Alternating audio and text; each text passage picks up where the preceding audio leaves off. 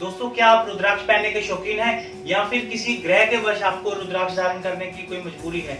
अगर आपको कोई रुद्राक्ष धारण करना है, क्या आप जानते हो कि आपको कितने मुखी रुद्राक्ष धारण करना चाहिए?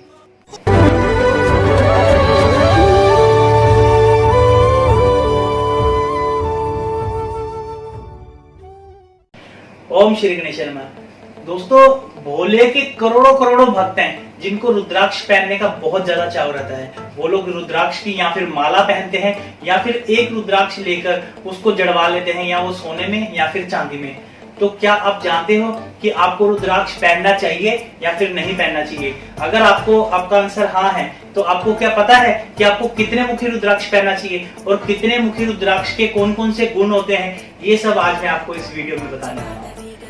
आज मैं आपको बताऊंगा कि रुद्राक्ष का अर्थ क्या है, इसकी उत्पत्ति कैसे हुई और रुद्राक्ष धारण किसे करना चाहिए। दोस्तों, जहां तक मैं जानता हूं, रुद्राक्ष के जितने ज्यादा मुख होते हैं उतना ही ज्यादा रुद्राक्ष मूल्यवान होता है। लेकिन इनमें से जो एक मुखी रुद्राक्ष होता है, एक मुखी रुद्राक्ष की सबसे ज्यादा कीमत होती है। सबसे मूल्यवान एक मुखी रुद्राक्ष होता है। इसके बारे में मैं आपको आगे बताऊंगा। तो चलिए दोस्तों, बात करते हैं कि कितने मुखी रुद्राक्ष किस इंसान को धारण करना चाहिए।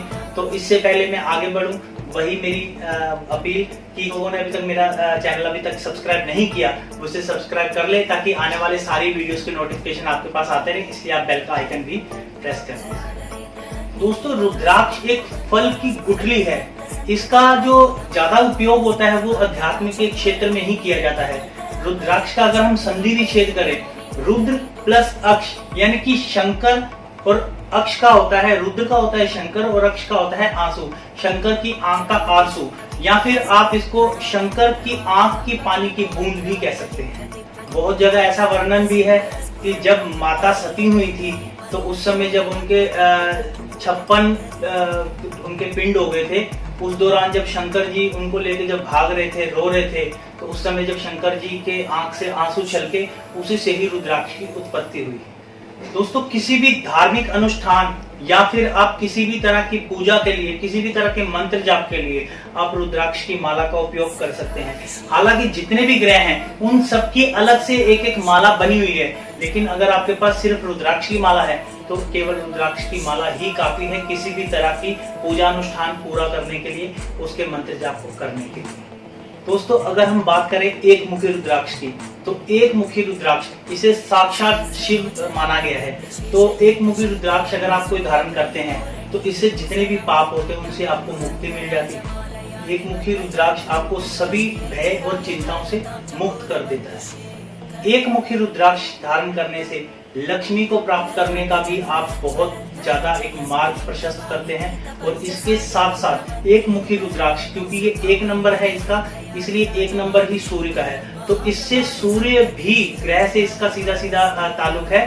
तो जो इंसान एक मुखी रुद्राक्ष पहनता है उसका सूर्य बहुत ज्यादा प्रबल हो जाता है, उसका मान सम्मान यश कीर्ति उसकी बहुत ज्यादा बढ़ जाती है, उसके अंदर ऊर्जा बहुत ज्यादा आ जाती है।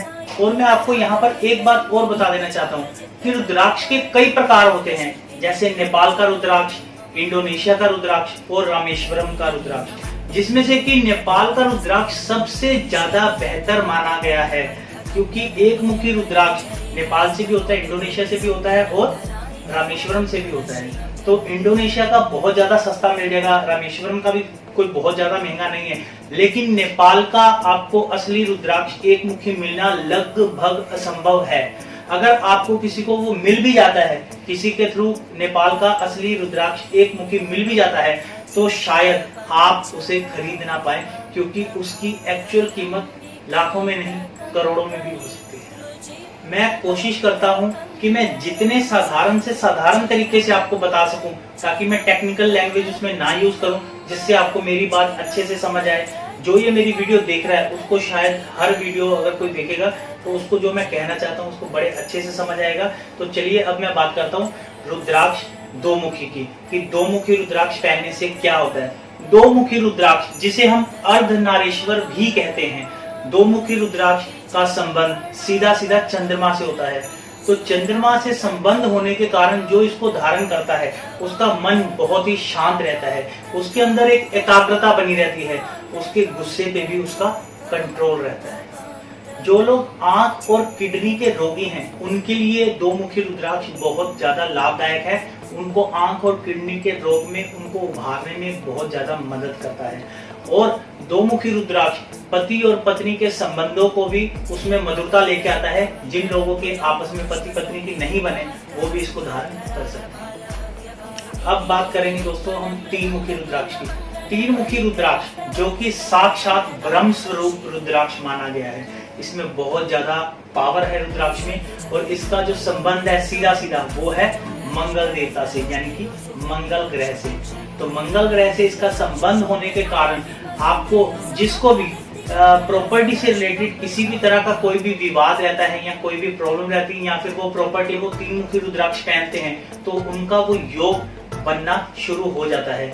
और इसके साथ साथ जो लोग जिनको ब्लड से रिलेटेड बहुत ज्यादा इन्फेक्शंस रहते हैं, ब्लड की उनकी बॉडी में बहुत ज्यादा दिक्कत रहती है, ब्लड की कमी रहती है, अगर वो तीन मुखी रुद्राक्ष पहनते हैं तो उनके लिए भी बहुत ज्यादा लाभदायक है। और इसके साथ साथ जिन लोगों की भाइयों की आपस में पटरी नहीं खाती, उनकी आपस में अच्छे संबंध नहीं है, मधुरता नहीं है, तो भाइयों के लिए भी ये बहुत ज्यादा लाभदायक है। अगर आप ये तीन मुखी रुद्राक्ष पहनते हैं तो आपके साथ भाइयों के साथ आपके संबंध बहुत अच्छे हो जाते हैं। जिसके घर में वास्तु का दोष हो, जिसके अंदर आत्मविश्वास की कमी हो या फिर जो बहुत ज्यादा ज्ञान अर्जित करना चाहता है किसी भी फील्ड में, उसको तीन मुखी रुद्राक्ष बहुत ज्यादा फायदा देगा। उसके लिए ये तीन मुखी रुद्राक्ष बहुत ज्यादा लाभदायक है। तो दोस्तों अब हम बात करेंगे चार मुखी रुद्राक्ष की। चार मुखी रुद्राक्ष जिसका सीधा संबंध बुध ग्रह से होता है। बुध ग्रह से चार मुखी रुद्राक्ष का संबंध होने के कारण मैं अगर देसी भाषा में कहूँ यूं कह लो